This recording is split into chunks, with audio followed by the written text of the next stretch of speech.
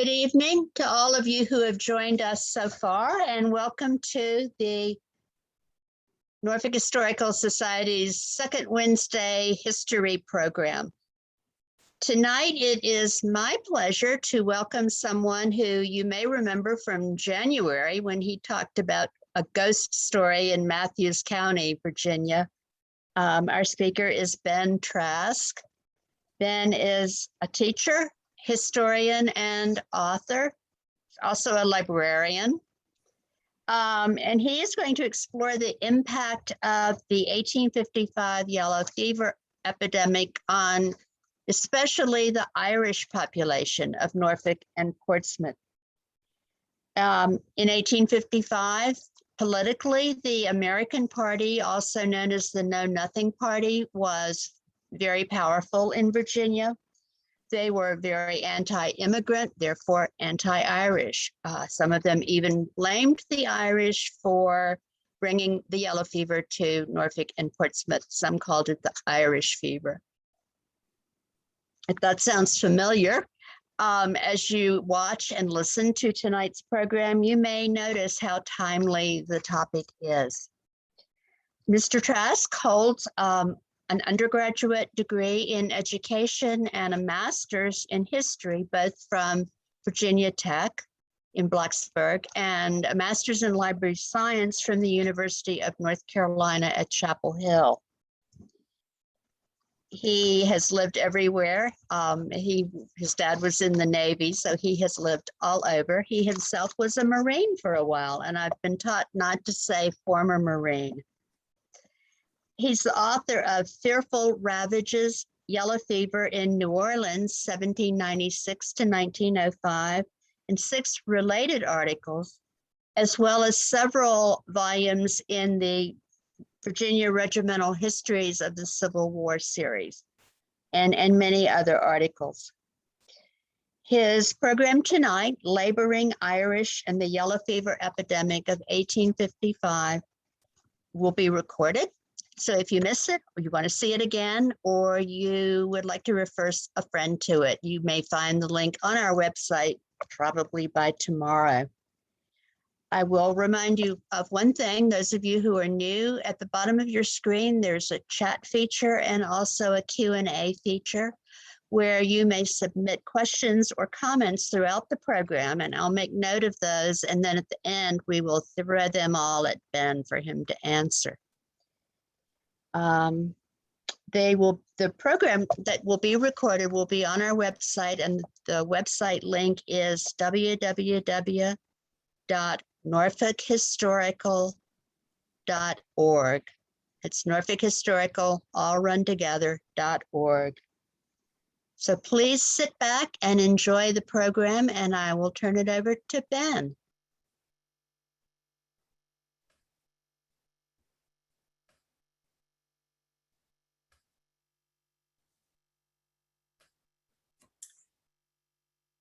Thank you, Peggy, and everybody that's out there. I certainly sent an email to lots of friends. I hope you guys made it. We're going to talk about something that's very timely in this epidemic. We'll be making some comparisons today, but some of these things are pretty obvious as far as what we're talking about.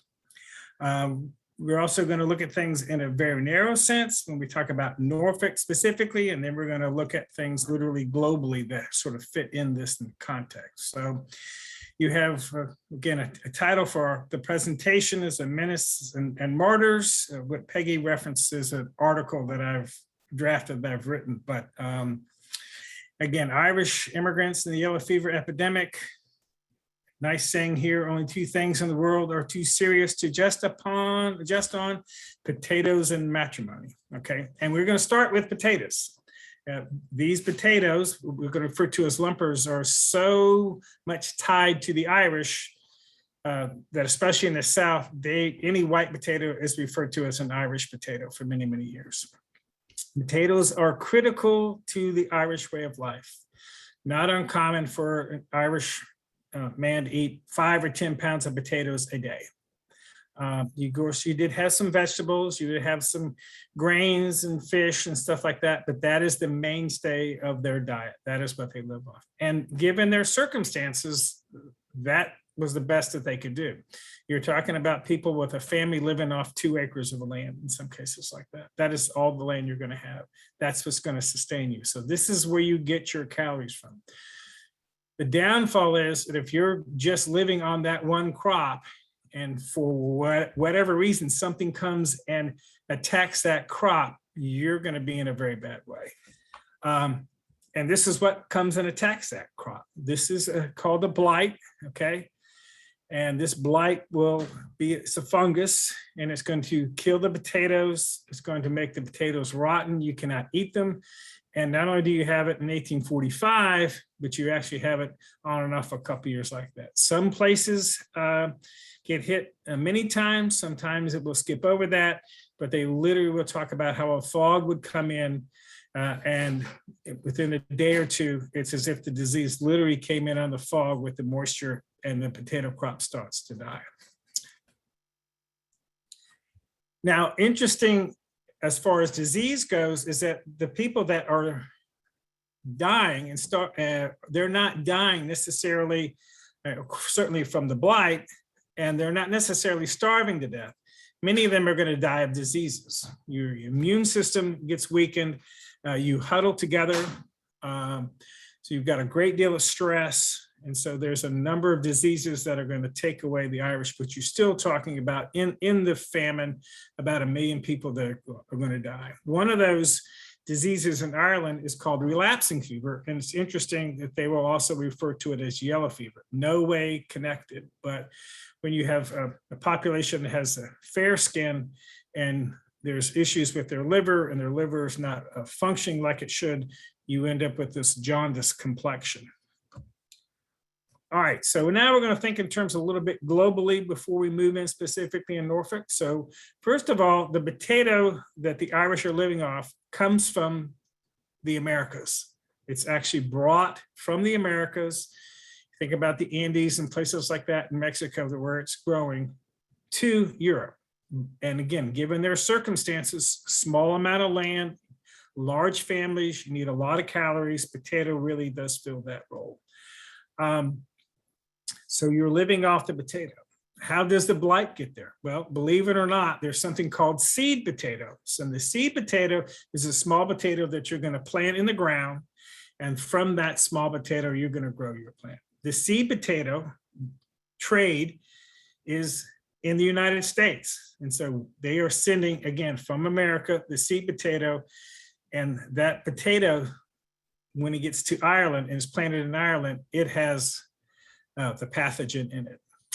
Yellow fever, again, we're talking about a virus that comes to the United States or comes to the Americas during the slave trade. And so you've got 2 interesting groups of people. The Irish are compelled to either leave Ireland, so it is like a diaspora, and they will go all over the world, and some of them will end up in Norfolk. And then of course you have the slave trade, again, where people are forcibly taken from Africa, and again, they end up getting distributed over what will be North and South America, and the virus goes with it. So again, if you want to think about this impact globally, this gives you a sense of what we're talking about. Now, turns out we have a wonderful source that tells us where the people come from that are in Norfolk. Right before an election in 1855, you've got a lot of Irishmen that are registering for what they call their first and second papers. The first paper means I'm going to be declaring that I want to be a US citizen. And the second paper is you're going before the court, say, I've been here a few years, I've been a good citizen, I want to become an American. Well, the census don't give you those details, and the census is in 1850 and 1860. But right before the election, you have a lot of Irishmen that are pushing, again, to move this along. Turns out they're from Galway. And when you see this, it doesn't take much to realize that there's probably a very, very strong sense of community. It was not a case that you maybe knew somebody in Ireland and now you see them in Norfolk, but they know the same people that you know. They're from the same part of Ireland. They've gone through the same thing. So you have again, real strong sense of community. One of the more fascinating ideas or dimensions of this, a couple of scholars looked at what Irish immigrants did during a panic, with like a depression, and the concern about banks closing and stuff like that. And they looked at and found a correlation. What people did with their money. Did they withdraw the money? Did they leave it in the bank? There was a connection or a correlation between what county they were from and what decision they decided to do with their money. So evidently these people are getting together, they're coming to a consensus, again, based upon their friends or their association with people from that county, and they would make a decision. Again, no reason to think that in making decisions or working together, that the people Irish in Norfolk and Portsmouth weren't doing the same thing. Strong sense of community. And again, we know, almost to the day, when they're here in Norfolk and Portsmouth, because they would register for these papers again in May and June. All right, so where do the people, how do they end up in Norfolk and Portsmouth? And they end up in Norfolk and Portsmouth in a very circuitous route. They don't leave Dublin and come into Norfolk. What they will do is they will go oftentimes to a port in New York or Philadelphia or Canada, or in some cases, they will actually go to Liverpool and they will end up in the United States.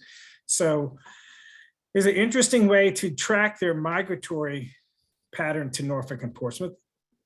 1800s, not just Irish, but many families were big, 8, 9 kids, not uncommon. And you can look at the census records and you can see in other records where these children were born. So not uncommon to see, okay, they have a couple children born in Ireland, then they have a child born in England, then they have their next 2 children are born in Norfolk. Or in some cases, children born in New York or in Philadelphia. Another great port that the Irish came in was in New Orleans. And I explore that in my book, Fearful Ravages. No indication that the Irish are landing in New Orleans and making their way up to Norfolk and Portsmouth. But they are landing, again, in Philadelphia, in New York, and they will end up down here in Norfolk. And so that's how they get here. Again, just simple map, in case you don't know where Norfolk and Portsmouth are, because most of you do. And there are 2 communities. One's called Irish Row. That's not too far from Gosport down the water. And the other one in Norfolk is called Barry's Row. Okay. And again, the idea that these people would live together, they would have sort of a collective dwelling. You've got single structures in Philadelphia, or excuse me, in Portsmouth. And you need to keep in mind this Irish community is a lot larger than just counting heads and who is born in Ireland. If you have children that are born in Portsmouth or Norfolk and Virginia, even though they are, American citizens, they're still very tied to that Irish community. So it's a lot bigger than you might think. And you have the same thing in Norfolk. So June 7th, 1855, you have a steamer that comes from St. Thomas, and it's the Benjamin Franklin. It's in real need of repair. And what would typically happen, if their ship came in and there was the thought that they had yellow fever, it would be quarantined towards the mouth of the Elizabeth River, up where Lambert's Port or Craney Island was. This is where the Navy actually had, in the spring of that year, they had a vessel that had come in, there was yellow fever, they made the ship stay there, they brought the doctors out to them, they addressed that issue, and the fever never was introduced to the city. But in this case, for whatever reason, and as Peggy has suggested, maybe money was exchanged hand or whatever, they allowed that ship to go all the way down to Portsmouth to get the repairs that it needed. And for whatever reason, a lot of people got off that ship and they would catch a bay steamer and they headed towards Baltimore. And what's fascinating about this is 1855. There are people that are getting off that steamer, and a few days later, they're showing up in New York and they're showing up sick. And the reason they know they're sick is that once they've coming in there, they're taking those fever people, they're putting them on Staten Island, they're putting them in a quarantine hospital. And that's some of the best records on what your fever symptoms were like, because the doctor wrote an article about the 12 people that had come from Norfolk. So you're talking about traveling around the world and how fast the disease can spread. Think about that. 1855, you come in from the Caribbean, you're in Norfolk, you get on a steamer, you take some trains, you end up in New York, and then you start to show symptoms. So the disease is spreading, but it's spreading slowly. And it's spreading along the dock communities, not around what we'd say Norfolk and Portsmouth in a big way. So you have an election coming up. The election has the Democrats, and it's first in the Know Nothing Party. Okay, the Know Nothing Party is called the American Party, but everybody calls them the Know Nothing. So why do they get that interesting name? They get that interesting name because they have various types of rituals and things of that nature that you would oftentimes have with, fraternities at that time. And when somebody was asked you about those rituals, you were supposed to say, I don't know anything, I know nothing. So they refer to themselves even as the Know Nothings, but their formal name is the American Party. So yeah, the American Party and the fever, again, we talked about that. And they were very, very anti-immigrant, but they were really anti-Irish Catholic, okay?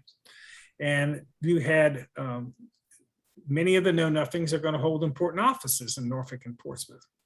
I can't stress, as odd as it sounds, how much of the division there were between Protestants and Catholics in Norfolk and Portsmouth. And this would be everywhere. So for instance, you would have a Protestant cemetery, and then you would have a Catholic cemetery. You have orphanages.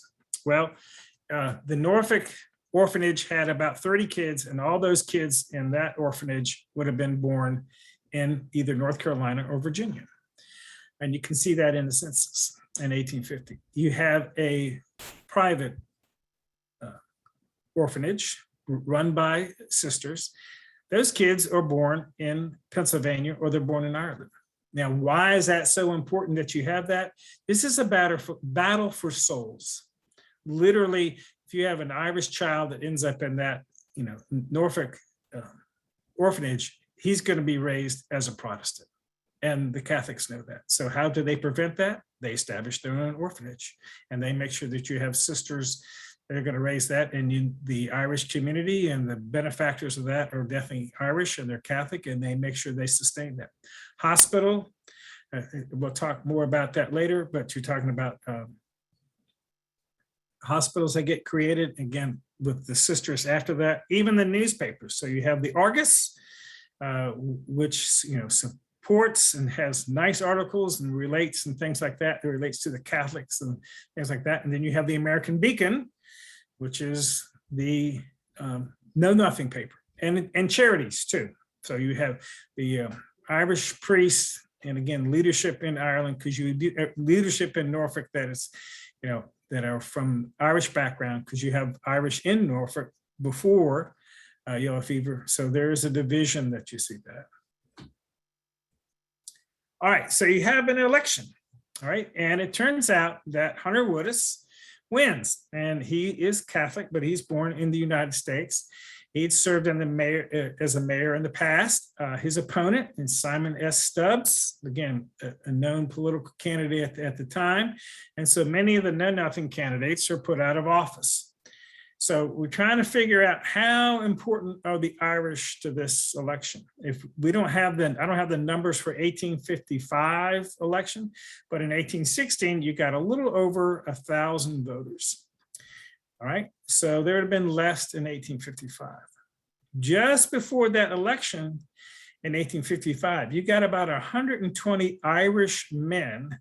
They're going to file for their papers, first or second papers before the election. Okay, so that's a big chunk if you can take and get those guys to vote legally or illegally, because if you want to talk about election corruption, you need to look at elections before the American Civil War and around them with around political machine. They're very, very creative as how they would do that. But getting those papers is one way to do that. Let me give you a different example, a bigger example. In New York City, they had arranged to have 120 immigrants be made citizens in one day, or excuse me, 1,200 immigrants in one day. That's lining them up. That's getting to the judge, and the judge is very favorable, and they're moving that along. And of course, all those new citizens, they are going to vote for a certain party, So it doesn't take a lot in the Norfolk election to swing the election. All right, I'm going to divert a bit and talk about what yellow fever is. Yellow fever is a virus. It's a small virus, and it gets imported into cities in the United States. It is not endemic, okay? It is endemic in some places in the Caribbean and South America, but it's not in the United States. And that mosquito, once it becomes infected, it needs to wait a while, and then it becomes infectious. That means it gets that virus in its salivary gland, and it can be distributed. That is unique. The virus doesn't get digested, okay? That's why certain diseases that people have, they don't get spread by mosquito, but this virus has made that adaptation. So it will live in the salivary gland of the female mosquito. Mosquito will bite somebody looking to get protein for her eggs. If the temperature is right, you might do that every 3 days. And that's how the virus gets spread in the United States. So Norfolk had outbreaks of yellow fever in the 1790s, had some outbreaks in the 1820s, but this, is tragically is going to be the worst outbreak in the city's history for Norfolk and Portsmouth. All right, so what are the symptoms? Well, again, if you think about COVID, you have people that do have mild symptoms. You have people that are asymptomatic. That doesn't mean they don't have the virus in it. That just means that they aren't showing any symptoms. It doesn't mean that if a mosquito bites that person, the mosquito can't become infected. You have pain in the neck and back and limbs and eyes. Because it has an impact on your heart, you have a fever, but you have a slow pulse. A doctor in New Orleans determined that, and that was one of the ways that you can tell whether a person has it.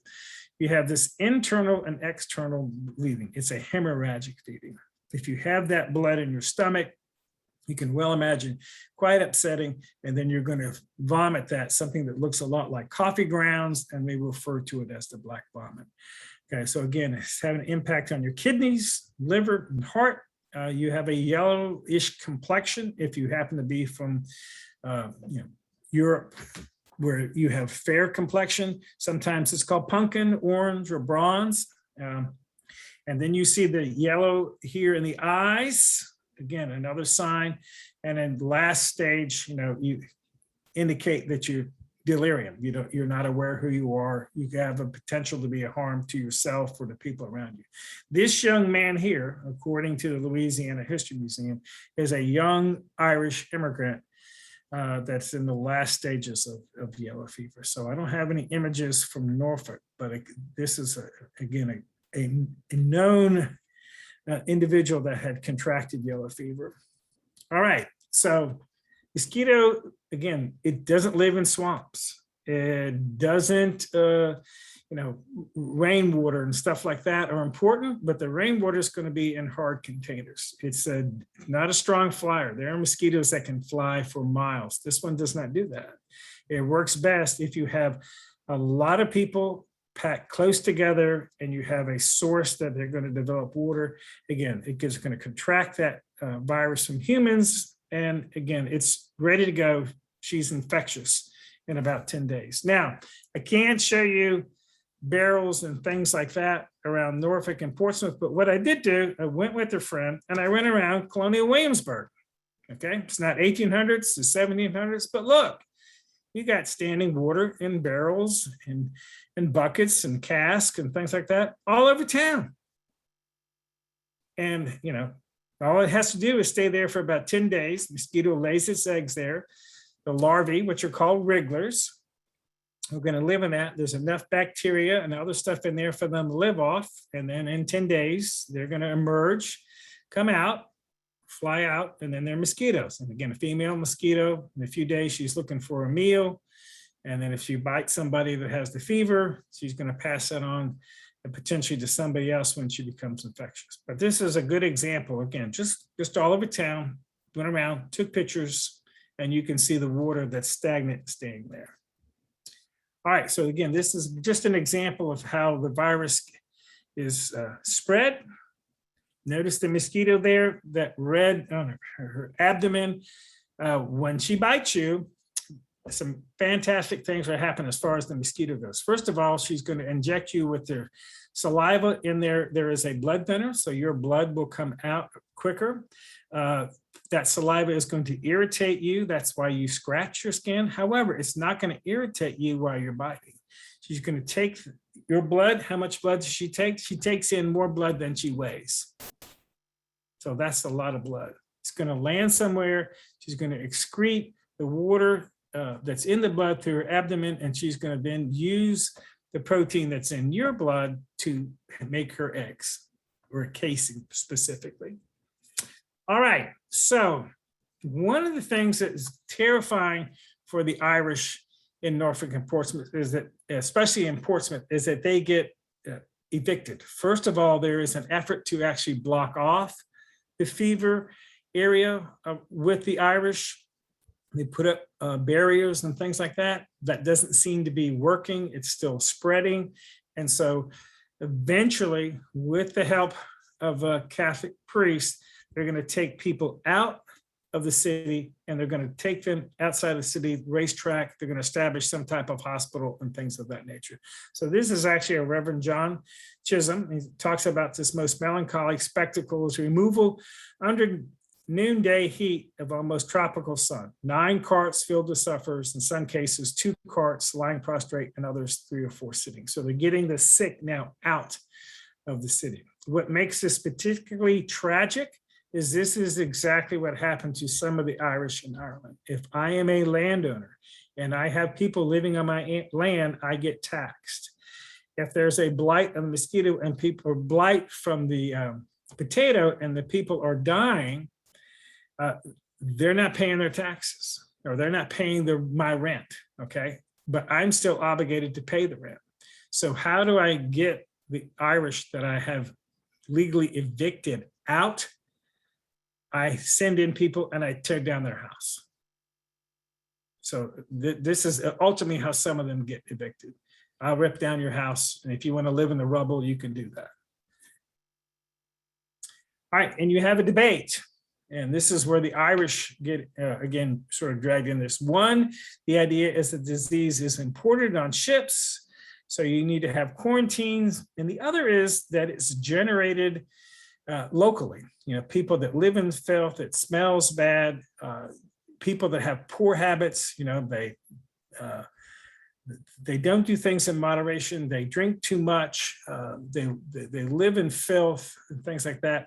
Those people are making choices according to the way some people look like. They're making choices that are going to be an incubator for the fever. And this is where the Irish get blamed, because of the way they live. All right, so you have the other community in Norfolk. You have one in Portsmouth, Irish Row. You've attempted to isolate the people. The fever still spread. You've got people that are sick. You've taken them out of town. Certainly some of the people that are in Irish Row are going to go over to Barry. So what are you going to do there? Somebody's going to set the place on fire and burn it down. And people get taken out. You know, there's not not any loss of life, but clearly this is the way things are getting amped up, and you're targeting the Irish. So now they've lost their homes again. Now, what's the reaction of the citizens of Norfolk? Well, this is Laura Singleton. She lives in Portsmouth. She's talking about Gosport. Gosport, we're talking about the Navy shipyard, which is actually sort of a separate community at that time, but they're talking about over there. It has been quite alarming among the Irish, but that was no more than one would expect, considering the filth that they lived in. You have the same tone of reaction by the postmaster, who's Alexander Galt. And he's saying that, well, the fever spread, that's only because you didn't burn down Barry's Row soon enough. But like many people, he holds an important position. He's going to stay in the city, and that postmaster is going to die from that. Once the fever starts to spread, you do have many courageous doctors and naval surgeons that are going to go in and try to help people. And all this that we're talking about here, tragically, the only quote I have from somebody who's Irish that that has the fever or was touched by the fever is this woman. Again, Miss Hua Work exclaiming she had a smothering in her stomach. Well, again, we're talking about digesting that blood and stuff like that. Certainly that makes sense. She's going to survive, but some of her children and her husband are going to die from the disease.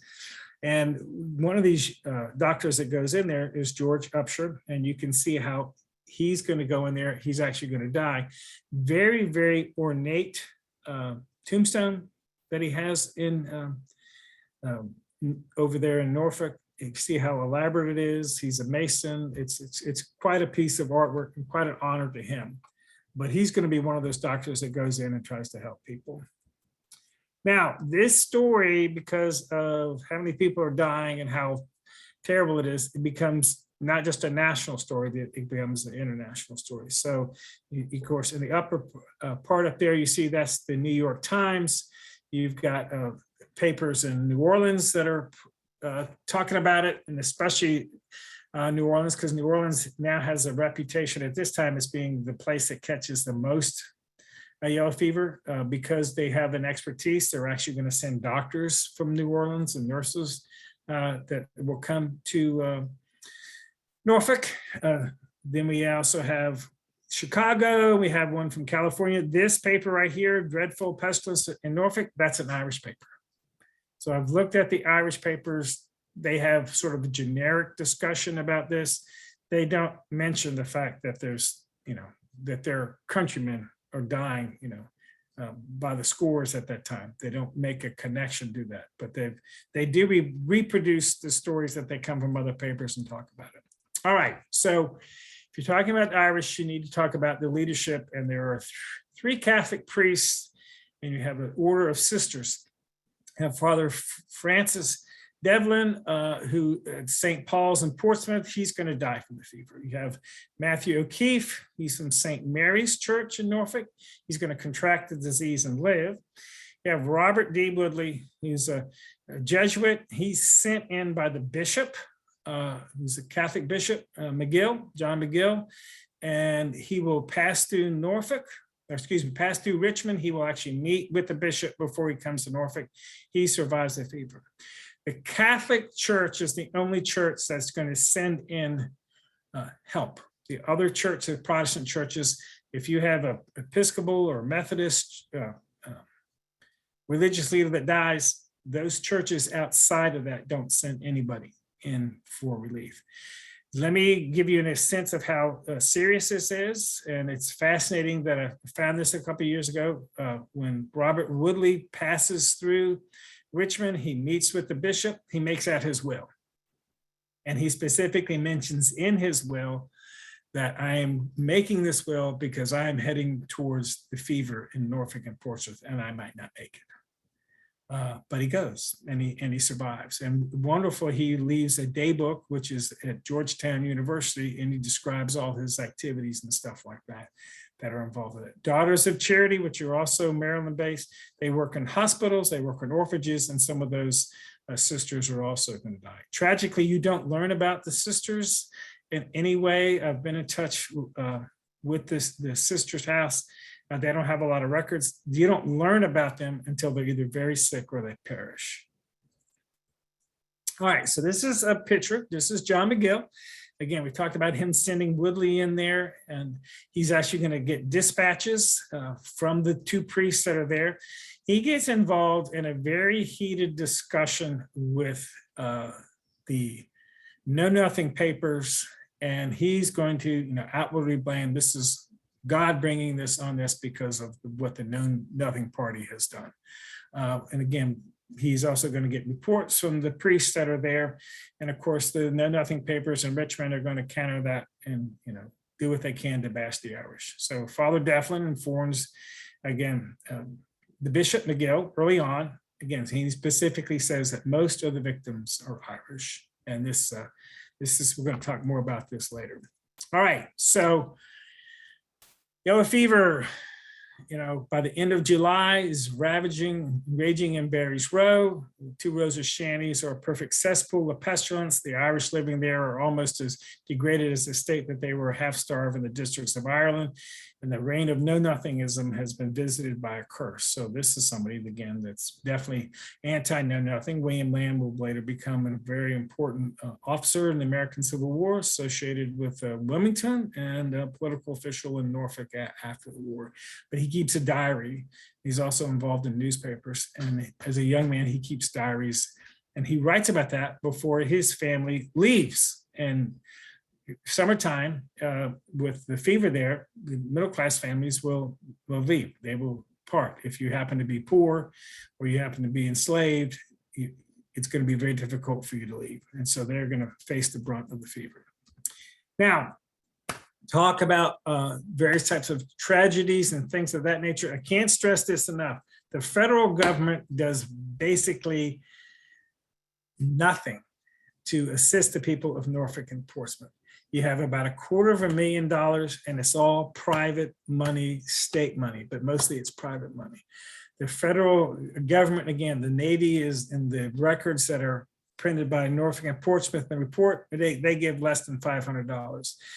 The Navy gives permission for the people of Norfolk and Portsmouth to use the Navy hospital, but anything that they use, they got to replace. The President of the United States, Franklin Pierce, he gets $50. People in cabinet, they chip in too, but that's out of pocket. Really interesting twist here is that you have a British consulate who was in Norfolk at that time. He's actually going to write to his government, and he's going to ask for £2,000 because of all the Irish orphans. Now, some of them might be born in America, some not. Parents have died. He does not ever refer to them as Americans. He refers to them as Irish. And what he wants to do is have this one lump sum, because you now have orphanages that are holding these kids, and this money is going to help them get them through that. And his name is George Payne Rainsford James. This is a photograph of him. And the Crown is going to allow it. They're going to allow him. In fact, he draws a little less money because some of the kids already get adopted. And so you have, £2,000 that are being given by the British government. You don't have anything for the American government. The organizations that are going to oversee this, you have a Howard Association in Norfolk, which is a charity organization. They're going to distribute money. They're going to help bring in nurses and things like that. But the money is raised from outside. And there are big places like Richmond and Philadelphia and New York that have big drives. It's not the federal government. And not only is it not the federal government doesn't get criticized for not doing this. The people that are going to get blamed are going to be the Irish, but they're not blaming the federal government for not doing anything. So this is a very interesting baseline when you're talking about the role of the federal government in disasters. All right, so you've got the Irish there. They live in squalor. They're struggling. The fever starts to spread. And again, a lot of people see this literally as human kindling. They have this lifestyle that fosters the fever, and then other people are going to catch it, and they're going to bear some of the blame. There's another group of Irish that are down there, and this group of Irish are Marines. So that if you look at the census of 1850, 1860, you got about 80 Marines that are living in the Gosport barracks. Of that, half of those people are immigrants. So again, look at 40. Of that 40, about 20 are Irish.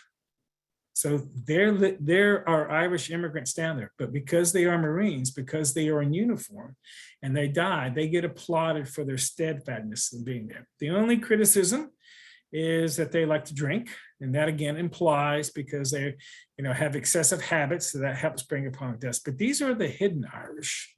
And there are a lot of Irish in Norfolk and Portsmouth, people that have been here, they've established themselves and stuff like that. They're not the ones getting criticized. It's these poor immigrants living in these communities that are subject to the disease that are going to be attacked. Not only that, but in reports that follow that. All right, now the interesting thing is you've got people that are chastising the Irish immigrants, but you have a lot of people who are Catholic that get a great deal of praise. Okay, so Mayor Hunter Woodis is going to stay there. He's going to do his job. Again, talking about the tragedy, you just got elected and now you've got this terrible epidemic that's ravaging your city.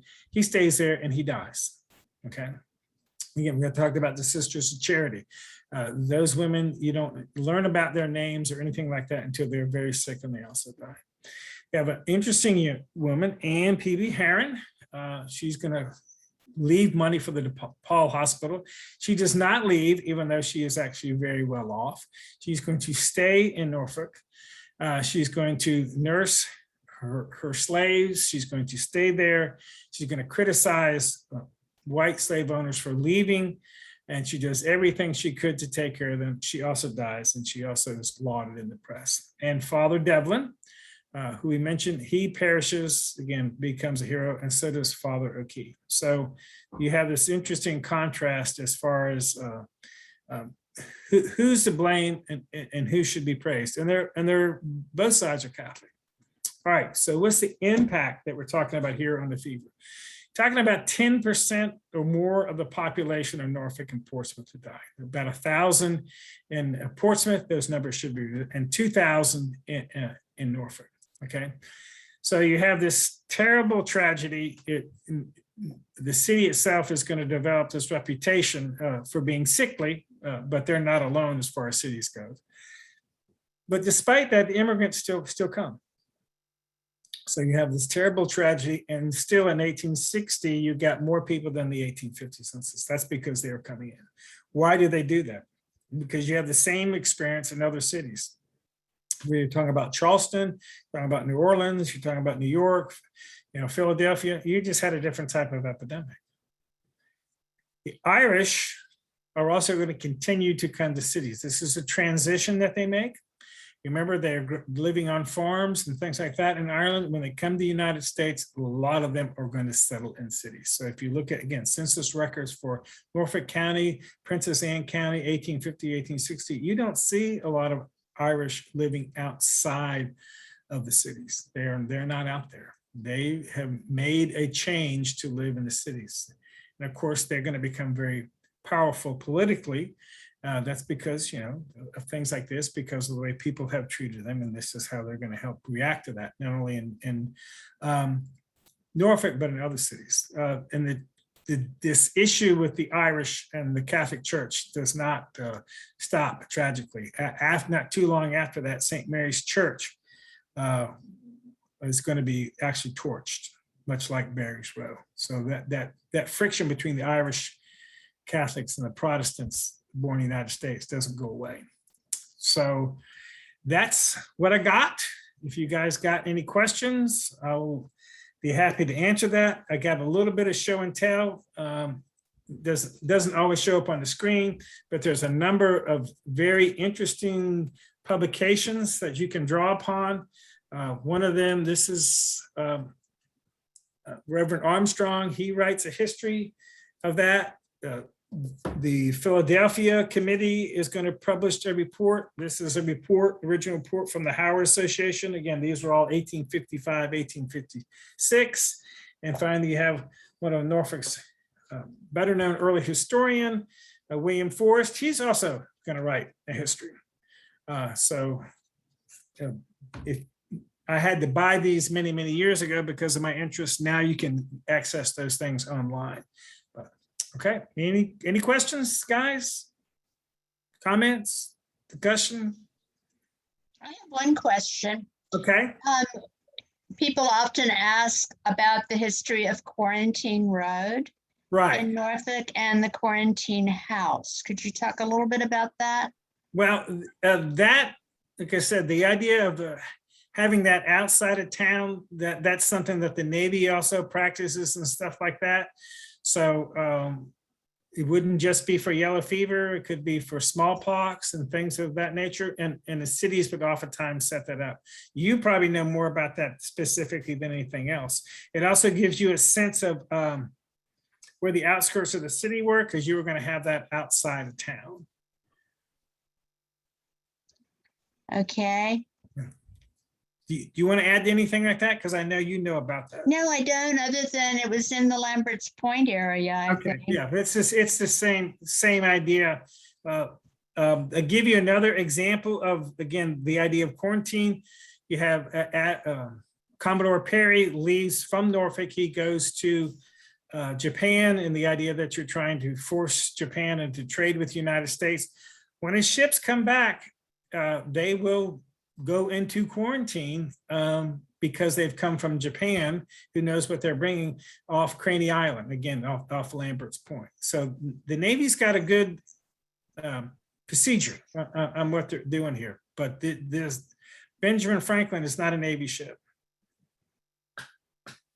Okay. Okay. I have, hold on, there are two questions Okay. here. Did they have a quarantine house or place or whatever in New Orleans the way they did in Norfolk? Oh, yes, but again, they would get so overwhelmed with stuff like that. They also had a Marine hospital, and I need to explain that. That's not a hospital for the United States Marines. One of the things that Alexander Hamilton sets up, because you have sailors so important to the trade of the United States, they actually have socialized medicine. The percentage of their money goes into a Marine hospital, so that if you happen to be sick, and those are on the outside of town, Norfolk had one too, you would put the sailors or people like that in the Marine hospital. Staten Island is a place where you have a quarantine hospital. So New Orleans definitely had it, but the fever would, still spread, in part because they don't understand how that population of Norfolk and Portsmouth really grown between 1850 and 1860, despite that epidemic. So I'm guessing the population for Norfolk is it's over 20,000. And again, same, maybe 10,000 or so for Portsmouth. That's why, again, roughly 10% of the population dies. That's incredible. If you think about how many people would have had to been sick for 10% to die, because most people that catch the fever don't die. New Orleans had the same thing in 1853. Between 9,000 and 11,000 people died in one epidemic. Yes, the Irish are buried in mass graves. Okay, I mean, they would literally put as many bodies as they could in a coffin. They would have, you would pay people an extraordinary amount of money to go out there and bury people 2 or 3 feet deep. One of the things that would be brought in as far as relief supplies would be wood and coffins. So you might unload, again, dozens and dozens of coffins that would be brought in there. So you do have mass graves. That it's not a huge cemetery there on Hampton Boulevard, but there is a marker there. It was the cemetery before there, and there are certainly marker there. Let me see. For Irish immigrants who came into New Orleans, was there a quarantine place? What they really tried to do in New Orleans was that they would try to recommend that they not come in during the summer. Maybe they get acclimated to New Orleans before that. But no, there was not a specific place that said, okay, you're coming from Ireland, we're going to separate you. You got to stay in this part of town. That was not the case. Let me see, how far west did yellow fever reach? Did it stay mainly in coastal areas? It does stay mainly in coastal areas. So we're talking about, and it would show up in New York. It would actually be in New England, Baltimore, Philadelphia had it, Charleston, Florida, but because they don't have big cities in Florida, not so much, Mobile, all the way over to Texas. Now, that changes in 1870s because you now have rail travel. So you have the worst outbreak in the country occurs in 1878. And it comes in New Orleans, and now you have steamboats and you have rail lines that are running north, and they will take that all the way from New Orleans into Memphis and beyond. Okay, that's the worst yellow fever epidemic that the country has in 1878. And the worst epidemic for a city, again, is in New Orleans in 1853, where you get roughly 10,000 people that die. But yes, it does go, again, all the way down into Texas, and it will go up north as far as the Mississippi River, and will even have some cases in Ohio and things like that. But that happens after we have the transportation system infrastructure to move the virus up and down the river and through the rail lines. Okay, any other questions or anything like that? Anybody else? Yep. Those are some great questions. So really the improvements in transportation, Right. sort of a mixed bag. Right. The last epidemic that we have is in 1905, and it is in New Orleans. Okay. We've had instances where you have people come in the United States, they're sick, they perish.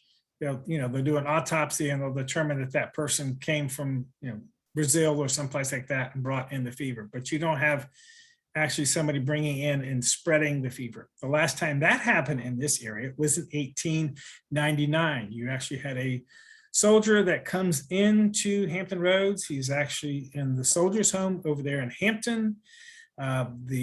He's coming from Cuba. The Cuban, the Spanish-American War is over.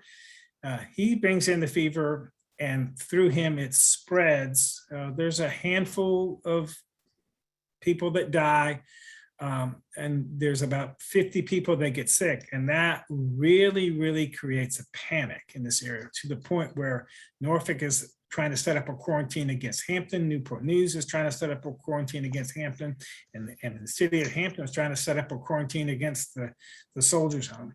And to give you a sense of how panicky this is, the soldiers that die, or the inmates there at the soldiers' home die, they're buried not in the veteran cemetery that you would go now. They're buried on the grounds right there at the soldiers' home, and they're still there. So there's about 8 or 9 graves that are marked, and that's where those people are, and they're still there. So that's the last time it hits in this area, 1899. And are there graves also at the Portsmouth Naval Hospital? Yep, and then of course you have mass graves. You've got Cedar Grove and St. Mary's and things like that, and you can certainly see that. Interesting, we talked about it's estimated, I don't know, 40, 50 of the Marines are going to die. I've not found where those bodies are. I've not heard anybody even say where they were buried. But again, you are trying to dispose of those bodies because you see the bodies as being a source of fever as quickly as you can. And that's again understandable given the fact of other diseases. You cannot catch yellow fever from the body of that unless you're like literally doing an autopsy and handling somebody's liver or something like that. But there's a certain logic to that. I mean, that body is sick. And it has a potential to be dangerous. So you want to get it in the ground as quickly as you can. How did they treat? I mean, at the time in 1855, I know they didn't know. Treatment is quinine. Did they have quinine? Yes, they did, and they use that. And of course, it's not effective because that helps with malaria. It doesn't help with yellow fever. You're talking about this era emerging of patent medicine, and you name it, and people tried it. So there's a water cure. There's a homeopathic cure. The very famous story and a joke. It's about an individual has yellow fever and has 2 doctors attending them. So you have a doctor that comes in the morning, writes out a prescription. That's great. Then the doctor that comes in the evening, the patient is basically shows the doctor that the prescription that was written by the doctor in the morning, he rips that up. And that evening, of course, now we got a new prescription. The doctor in the morning comes in, sees the prescription, tears that up, and because the prescriptions get torn up, the patient survives.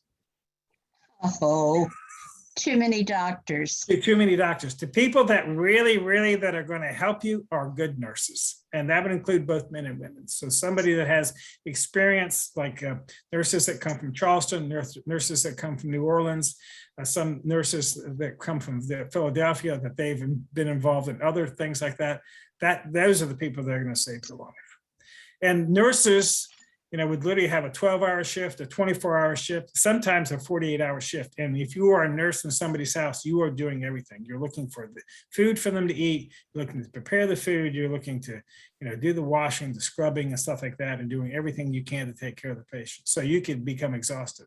Doctors get exhausted too.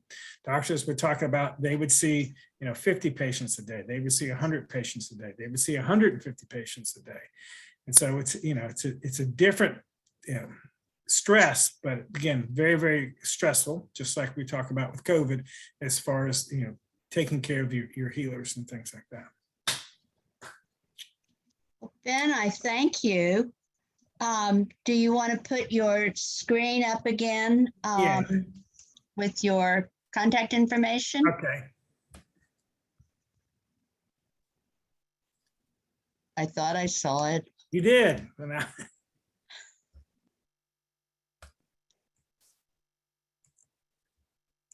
Hold on here. Let's see. Let's do this.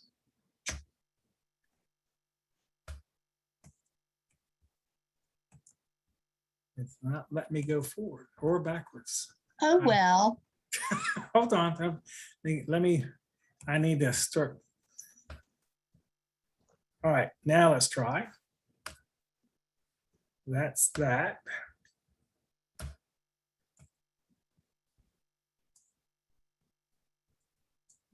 Nope, it's not moving.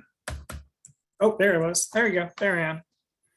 So again, that's school email, personal email.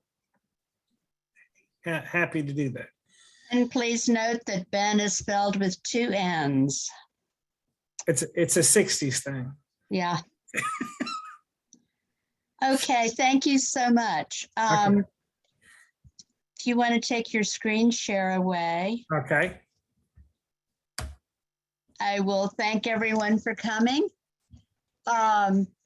I learned a lot. I hope you did too. I hope you enjoyed it. And remember, you can go on our website and watch the program again, or send the link to other people who might have missed out tonight. I hope to see you all back on September 8th, the second Wednesday in September. We are working on a program and we'll let you know as soon as we have something firmed up, and hope to see you all back then. So have a great rest of the summer, y'all. Thanks so much for coming. Bye.